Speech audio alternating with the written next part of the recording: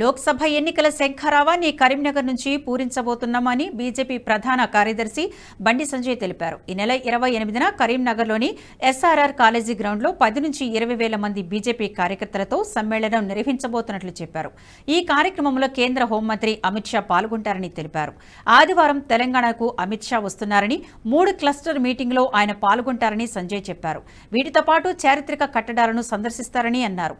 28న ఉదయం పాలమూరులో cluster meeting లో పాల్గొంటారని, మధ్యాహ్నం 1 గంటకు కరీంనగర్ పార్లమెంటు నియోజకవర్గ కార్యకర్తల సమ్మేళనంలో పాల్గొంటారని చెప్పారు.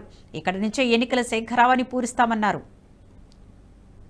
ఉదయం పాలమూరులో ఎలక్షన్ మేనేజ్మెంట్ కమిటీ ప్లస్ ఆ క్లస్టర్ యొక్క కోర్ కమిటీ మీటింగ్ ను వారు తీసుకున్న తర్వాత నేరుగా మధ్యాహ్నం 1 గంటకు కరీంనగర్ చేరుకుంటారు. కరీంనగర్ పార్లమెంట్ నియోజకవర్గ స్థాయి కార్యకర్తల సమావేశం, పబ్లిక్ మీటింగ్ కాదు. కరీంనగర్ పార్లమెంట్ నియోజకవర్గ స్థాయి కార్యకర్తల సమావేశాన్ని ఎల్లుండి మధ్యాహ్నం 1 గంటకు కరీంనగర్లోని ఎస్ఆర్ఆర్ డిగ్రీ కళాశాల గ్రౌండ్లో ఏర్పాటు చేయడం జరుగుతున్నది.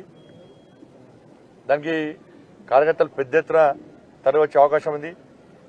దాదాపు 15,000 నుంచి 20,000 వరకు కూడా వాళ్ళ కార్యకర్తలు దానికి వచ్చే అవకాశం ఉంది. కాబట్టి ఆ కార్యకర్తలను ఉద్దేశించి కార్యకర్తలకు కేంద్ర హోంశాఖ మంత్రులు అమిత్ షా గారు మార్గనిర్దేశం చేస్తారు. ఆ నుంచి ఎన్నికల శంఖారావం ప్రారంభం కాబోతున్నది. దాని తగ్గట్టు అన్ని ఏర్పాట్లు ఇలా పూర్తి చేస్తున్నాం. వేదిక కానీ, సీటింగ్ సిస్టమ్ కానీ, హెలిప్యాడ్ కానీ, స్క్రీన్స్ కానీ, నగరాన్ని అలంకరించడం కానీ, అన్ని రకాలుగా ఏర్పాట్లన్నీ దాదాపు పూర్తవుతున్నాయి.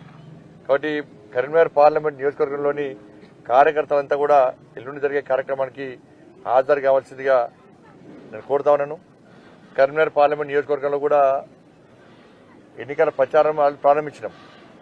పక్కా ప్లాన్ ప్రకారం ప్రణాళికాబద్ధంగా మేము ప్రచారాన్ని ముందు తీసుకుపోతున్నాం.